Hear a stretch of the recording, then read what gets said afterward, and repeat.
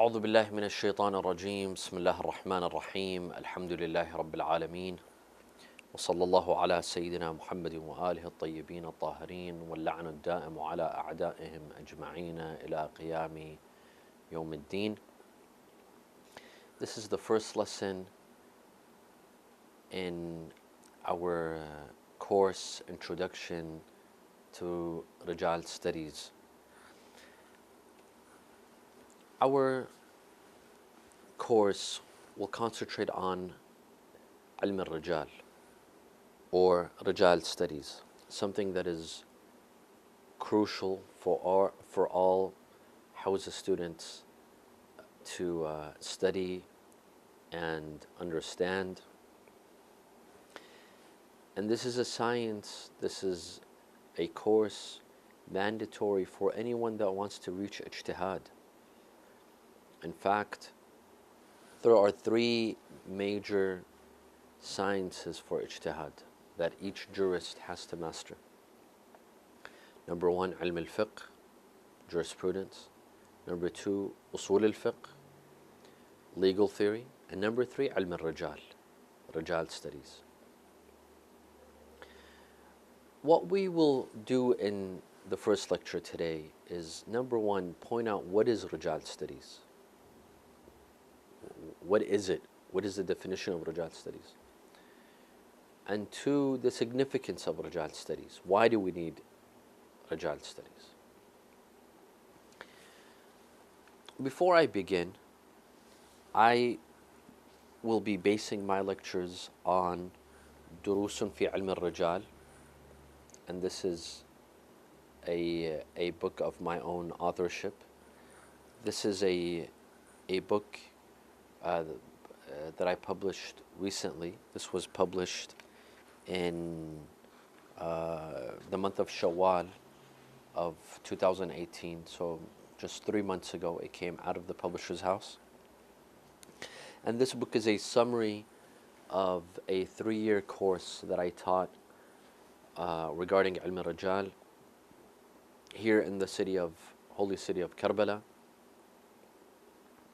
For a group of Hawza students here in Karbala, I recorded those lessons, and this was basically a summary. In fact, it's a summary of 2 courses that I taught on Ilm al-Rijal, but it's in between the first course and the second course, because I didn't record everything in the first course, and in the second course I didn't teach everything. I only taught the material that I didn't record in the first course. So this book is a summary of 2 courses actually on Ilm al-Rijal. And the way we will go through the book, I won't go through page by page, and nor will I rely on the same exact methodology that I relied on in the Arabic course, because the Arabic course on Ilm al-Rijal was very much into detail. While the English course will be a summary of what I taught in the Arabic course, but it will be a detailed summary. So it won't be as expansive as what is in this book, nor will it be something very, just a brief summary. No, it'll be something in between. Durusun fi Ilm al-Rijal. Those that speak Arabic may purchase copies of this book. And those that wish to read a supplement, you may refer to Introduction to Rijal Studies by Ayatollah Sheikh Baqir al-Irawani. His original book is in Arabic, Durusun Tamhidiyya fi Ilm al-Rijal. I'm sorry, Durusun Tamhidiyya fi al-Qawa'id al-Rijaliyya, but it's been translated to English, and I believe it's called Introduction to Rijal Studies. The translation is by Sheikh Zaid al-Salami from Sydney, Australia. So let us begin by giving an introduction or a definition to Rijal studies. What is Ilm al-Rijal? Some believe, or some assume, that Ilm al-Rijal means that we will go through the narrators of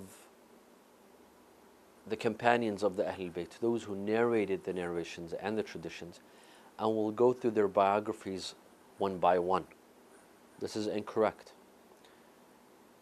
Ilm al-Rijal does concentrate on the narrators and the transmitters of hadith, the companions of Ahlul Bayt, and the other generations after them, those who received the hadith from the first companions of the Ahlul Bayt and the chain of narrators, those who received the hadith and passed it on from generation to generation to generation. Ilm al-Rijal does concentrate on the chain of narrators, but we will not be looking at individual biographies.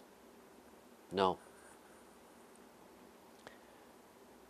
We, in Ilm al-Rijal, in Rijal studies, we look for general principles of trying to authenticate the narrators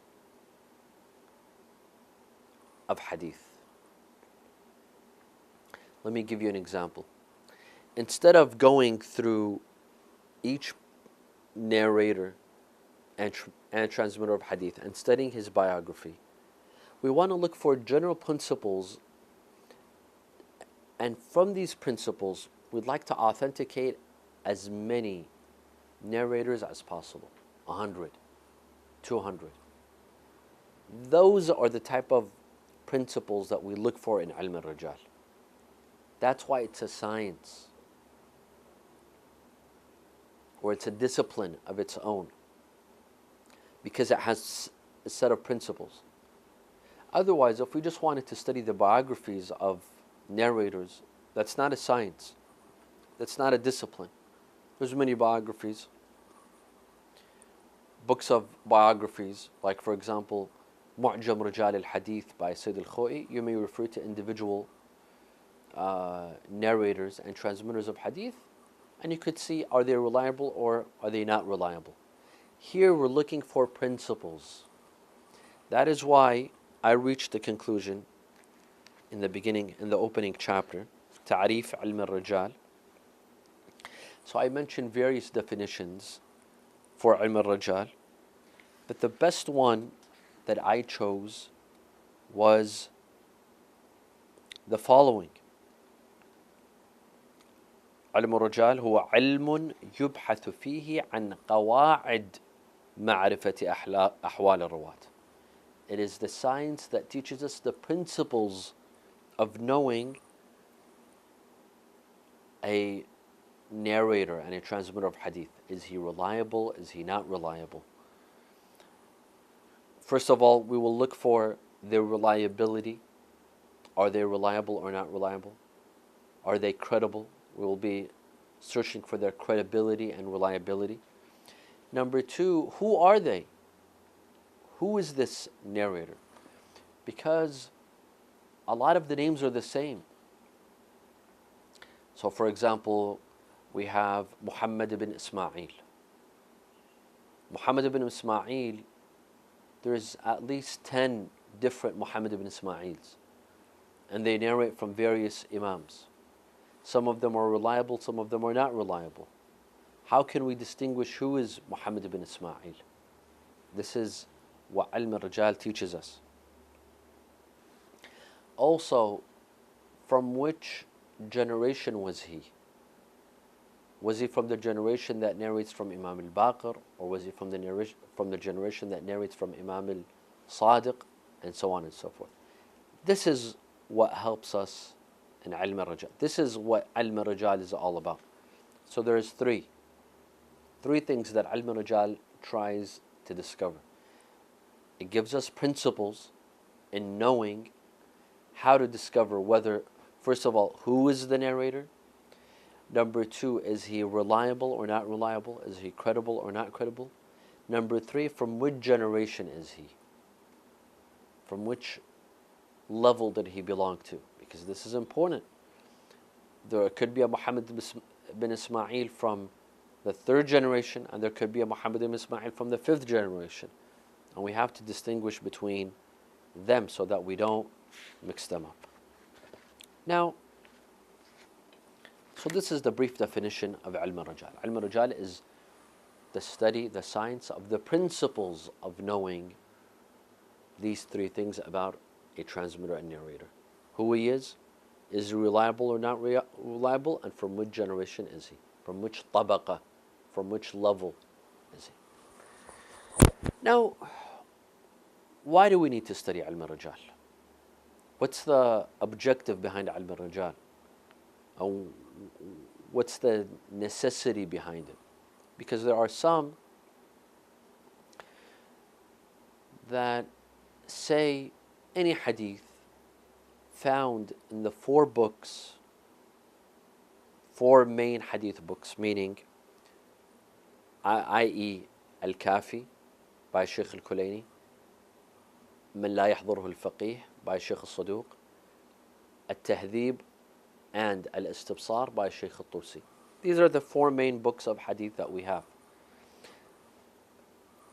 Of course, these four books are a compilation of 400 other small books that were collected by the companions of Ahlul Bayt, known as Al-Usul al-Arba'mi'ah, the 400 main principles, main books that were authored by the companions of Ahlul Bayt. Those 400 books did not reach us. Why? Because Al-Kulaini, he gathered those 400 books and he put them in his book Al-Kafi. Of course, it wasn't a simple process. He gathered those 400 books, Al-Usul al-Arba'mi'ah, and he put them into chapters. For example, those 400 books, the books that talk about Salah, he gathered them and put them in one chapter. The books that talk about Tahara, ritual purity, he put them into one chapter. And each chapter has its own sections. For example, Salah, it begins with Adhan, Iqama, Birat al-Ihram, and so on and so forth. He put the ahadith into their appropriate sections in every chapter. So it was a very tedious, very difficult task that Al-Kulaini did, and so did Al-Saduq in his book من لا يحضر الفقيه, and so did Shaykh al-Tusi in his book Al-Tahdhib and Al-Istibsar. Now some might say, like the Akhbaris did, the Akhbaris were a school of thought that existed approximately 400 years ago or more. They claim that whatever's any hadith that's found in the four books, it's authentic. We could rely on. There's no need to come and filter the hadith and try to discover what was actually stated by the Ahlul Bayt and what was not stated. Anything that exists in the four books, it's authentic, it's sahih. In fact, we're 100% sure that the Imam stated these hadith. We disagree. Hence, we have Ilm al-Rijal. Let me clarify. Islamic law has four main sources. This is the popular opinion. Although some disagree, some say the sources are only two, others say the sources could be up to 6. But the popular opinion is that the sources of Islamic law are 4. The Holy Book, the Quran, the Sunnah of Rasulullah and the Ahlul Bayt. What do we mean by Sunnah? Sunnah means the words, the actions, and the tacit approval of the Imams and Ahlul Bayt. So anything they said, anything they did, anything they approved of, that's part of their Sunnah. This is 2. Ijma', consensus, and aql, reason, and logic. These are the 4 main sources of Islamic law. When we come to the Holy Book, when we come to the Quran, we find that the legal verses in the Quran, according to popular opinion, or less than 500 verses. 480 legal verses in the Quran. The other verses in the Quran, they're either stories of previous prophets, previous nations, or verses that speak of aqa'id, doctrinal, theological verses that speak of heaven, of hell, the day of judgment, tawheed, so on and so forth. The verses that talk about law are less than 500, 480 legal verses in the Quran. While we know that there's so many laws out there, we have so many laws, possibly the laws pertaining to salah, ritual prayers, by itself are maybe over 500. Let alone fasting, Hajj. Hajj in itself has thousands of laws. Buying, selling, marriage, divorce. And there's so many other laws regarding business transactions, mu'amalat, renting, planting, medical laws, and so on and so forth. How can 480 verses, which are, most of them are quite general verses, they don't discuss the details, they don't tell us, the Quran tells us to pray, but it doesn't tell us how to pray. We know that salah begins with takbirat al-ihram, surah al-hamd, and then a surah, and then ruku', and then qiyam, and then sujud. Well, this is not found in the Quran. So the Quran, those 480 general verses, they're not enough to tell us the details of law, of fiqh. So this is the first source. Second source is ijma', the consensus, the agreements of the fuqaha and of the jurists. Well, how many laws are there that jurists have agreed upon and there's a consensus upon? 100? 200? Not more. Maximum 300 laws that there's a consensus over, there's an agreement over, that all scholars have agreed upon, and there's no division regarding. Let's say there's 300 laws. Well, what about the thousands of other laws that exist in Islamic law? How can we prove them through ijma' when ijma', there's only ijma' regarding, let's say, 300 laws? What about the thousands of other laws? What proof do they have? How can we prove them and say that, this law exists in Islamic law? Ijma' is not sufficient. The third source of Islamic law is logic. And by the way, ijma' today, according to most scholars of usul al-fiqh, legal theory, they say ijma' is not binding. Ijma' is not significant. Why? Because let all scholars agree on, for example, any given law. For example, you cannot perform taqleed of a deceased scholar. So a scholar that died, for example, 100 years ago, you can't follow him. You can't emulate him. Yes, if there was a jurist that you followed and then he passed away, you may continue following that scholar. You may continue emulating and perform taqleed of that scholar. But a deceased scholar that you never emulated and now you wish to, there is a consensus between scholars, between the maraja and jurists, supposedly, although there are disagreements, that you cannot follow deceased mujtahid. Well, what if another mujtahid comes and says, but I disagree. According to the sources, according to the Quran, according to logic, I disagree. Why does he have to go with a consensus? The whole purpose behind ijtihad is that you come up with your own reasoning, not that you conform to the majority. The whole purpose behind ijtihad is that you come and look at the sources, you come to the Quran, Sunnah, and you reread the verses, you reread the narrations, and you come up with your own conclusions. You don't follow the majority.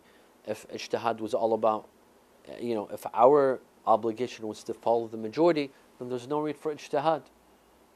There's no need for us to come and study in house. We could just follow the majority, and that's it. Case closed. The whole purpose of ijtihad is that just like others had an opinion, you have your own opinion. Right? If you want to follow the majority, then that's not ijtihad. That becomes taqleed of the majority. That becomes taqleed of ijma', of the consensus. So today, most scholars say that ijma' and consensus doesn't have much value. A mujtahid has to perform his own ijtihad. He has to develop his own understanding of the law based on his interpretation and analysis of the Quran, of the Sunnah, and the other sources. If he wants to follow the ijma' and consensus, that's taqleed. That doesn't become ijtihad. Don't call this ijtihad. Call it taqleed.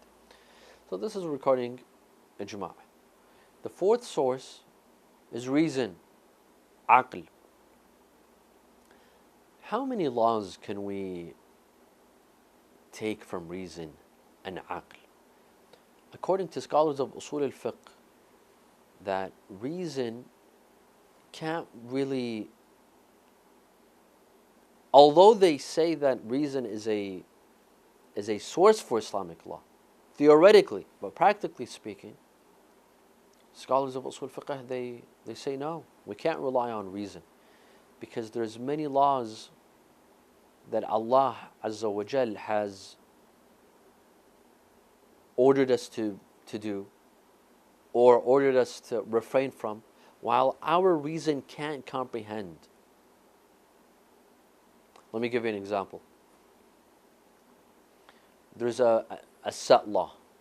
This is a set law that a woman, after divorce, she has to observe iddah, a waiting period, which is basically 3 menstrual cycles. After she finishes 3 menstrual cycles, she may remarry. She may marry another man. She has to observe iddah. Now, why? Is it because of pregnancy? If it was due to pregnancy, she could go get a blood test, a pregnancy test, and discover if she's pregnant or not. We don't know the reason, because there are some cases in which we know for a fact she's not pregnant, yet she still has to observe iddah. For example, if a man and woman were separated for a year, they were separated, they live in different homes, and after a year they decided to get married, the wife still has to observe iddah, according to all the maraja', all the jurists, and according to the narrations. And so our reason, our human reason, has shortcomings and cannot fully grasp the reasons behind God's laws. Yes, reason, and this is what scholars of usul fiqh say, reason, it's condensed to 2 things. It sees that justice is good, and anything that falls under justice is good, and oppression is bad. Oppression and anything falls under oppression is bad. This is fixed. These 2 things are fixed, but everything else, it's not fixed, it's relative. For example, lying. Lying in itself is bad, but to save a person's life is good. It becomes relative. The 2 things that are fixed that will never change is justice and oppression. Justice will always be good, oppression will always be bad. So when you come to usul al-fiqh and you want to look at the scope of logic and reason, it's very limited. You might disagree, and I might disagree, but this is not the time to disagree regarding the role in Islamic law. That we'll have to discuss in the field of usul al-fiqh. But now, let's take it for face value. What I'm telling you, take it for face value.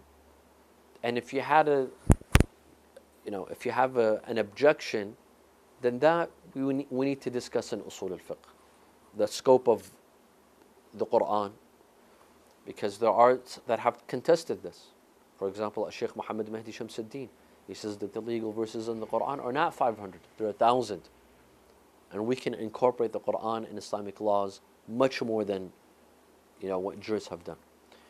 The scope of ijma', some might say that there's no room for ijma', others might come and say no, there's ijma' in over 600 laws or 1,000 laws. When it comes to logic, some condense the role of logic, others give it much bigger role. That's in usul al-fiqh. But generally speaking, these three sources, the Quran, ijma', and logic, they're very condensed. If they help us prove any laws, it might not be more than 600, 700 laws. While we believe that in our legal system, in the Islamic system, in the Islamic legal system, we have thousands of laws. Where do we get those laws from? From the Sunnah, from the narrations, from the ahadith. And that's the second major law. A second major source for Islamic law is the Sunnah. And we said Sunnah is the sayings, actions, and approval of any infallible person. And we believe that infallible people are 14. Rasulullah, Fatimah al-Zahra, and the 12 Imams. And how do we know their sayings, actions, and approval? Through the narrations. Their sayings, well, that's obvious. Ahadith, they relate to us the sayings of the infallible person. Their actions, how do we know their actions? Again, through the narrations. Their companions tell us that the Imam did so and so. The Imam performed this act or this ritual. Their approval, how do we know their approval? Again, through the narrations. The narration tells us that, for example, so-and-so performed an act or a behavior in front of the Imam, and the Imam approved. He didn't object. So it all comes down to the narrations. Now that we have narrations, do we consider all narrations authentic? We have tens of thousands of narrations.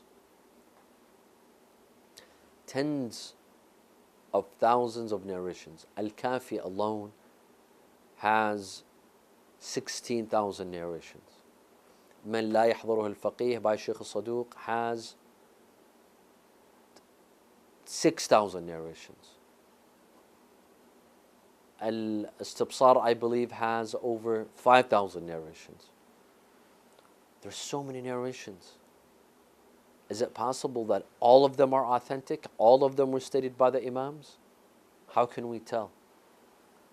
First of all, the Imams themselves informed us that there were some individuals that lied and ascribed a hadith to the Imams that the Imams never said or uttered. From the days of Rasulullah would say, "Man كذب علي متعمدا فليتبوأ مقعده من النار." He who lies and ascribes things to me that I have not said, let him prepare himself for hellfire. The Imams themselves said that all of us, all the Imams, we have certain individuals that lied and ascribed to us things that we never said. That means we know that there are some ahadith that are fabrications, that are lies. What's the percentage? I don't know. But this is a fact that there is a percentage of ahadith, a small percentage of ahadith that are fabrications, that were not stated by the Ahlul Bayt. how can we tell if a narration is fabricated or not fabricated? How can we tell if a narration is reliable or not reliable? Now, remember, narrations are the number one source for Islamic law. Although we say it's the Quran, but the Quran is very limited in its scope. Because as we said, the legal verses are only 500. So actually, the biggest portion of Islamic laws, they come from where? From the Sunnah of the Ma'soom, Sunnat al-Ma'soom. From the narrations. A big chunk, a big portion of Islamic laws come from the Sunnah, from the narrations. Now, how can we tell if this narration is authentic or not authentic? Is it reliable or not reliable? There's a couple of ways. Number one, we see if the narration is compatible to the Quran or not. This is one of the ways. This is one of the ways. If it conflicts with the Quran, we immediately drop the narration. If it conflicts, this is one. Two, does it conflict with reason or not? Some narrations, it might say something that's completely unreasonable. It doesn't make sense. Of course, we will talk about that later on, that if a narration didn't make sense to us right away, should we let it go or not? No.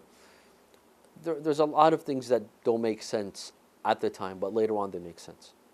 But if a narration doesn't make sense to anyone, to most people, it's saying something completely irrational, then we let it go. That means this hadith was not stated. It wasn't said by the Ahl, because the Ahl Bayt would not say something irrational. Three, how do we know if a hadith has been stated or not? We look at the chain of narrators. You know, what's the number one proof that we should accept a hadith? Rational practice. Sira uqala'iyya. This is in usul al-fiqh. In usul al-fiqh we establish the evidence for sunnah. Why do we rely on narrations? Because that's rational practice. When someone credible and reliable tells you a story, tells you you need to do this, you need to do that, do you take it from him or not? Yes, you do. All rational people, we rely on credible and reliable sources. It's the same thing when it comes to hadith. It's the same thing when it comes to Islamic law. We need to rely on reliable sources. So if a reliable person comes and says that Imam al-Sadiq or Imam al-Baqir said you have to pray this way, or you fast that way, or you have to give khums and zakah, we rely on them. So if we see a hadith with a reliable chain of narrators, so we find a hadith in Al-Kafi by Shaykh Al-Kulayni, and Al-Kulayni says that between me and the Imam there's 5 individuals. There's 5 individuals that relate the hadith from the Imam to me. And the hadith goes as such. I narrate the hadith, for example, Al-Kulayni says, I narrate the hadith from Ali ibn Ibrahim. And Ali ibn Ibrahim narrates the hadith from his father, Ibrahim ibn Hashim. And Ibrahim ibn Hashim relies on, for example, Muhammad ibn Abi Umayr. And Muhammad ibn Abi Umayr relies on, for example, a 4th narrator, and that 4th narrator narrates from the Imam. These 4 individuals between Al-Kulayni, the author of Al-Kafi, and the Imam. These 4, are they reliable or are they not reliable? This is what we discover in Al-Rijal. If they are reliable, we take their hadith, because there's no reason to doubt them. There's no reason to say they're lying. It's just like anyone that comes and tells you, listen, there's a new law regarding taxes or regarding immigration. You're going to act upon what that reliable person told you, because there's no reason to doubt him or her. They tell you, for example, there's a new law that there's a tax on something, you're going to go and act upon that law. Or you're going to take precaution because a reliable person told you. It's the same thing when it comes to the ahadith. If a reliable source, a reliable chain of narrators tell us that the imam said so and so, an infallible imam who has the right to legislate and tell us what is halal and what is haram, then we're going to accept. Hence we need ilm al-Rijal, because ilm al-Rijal comes and tells us who is reliable, who is not reliable. Can we depend on this narrator? Can we not depend on that narrator? Or we should not depend on that narrator. Ilm al-Rijal, the whole purpose is to discover that this chain of narrators found in Al-Kafi or in Man La Yahdhur al-Faqih, can we rely on this chain of narrators or we can't? I will stop here, and inshallah in the next lecture we will continue this discussion. Walhamdulillahi Rabbil Alameen, wa sallallahu ala Muhammadin wa alihi at-tahirin.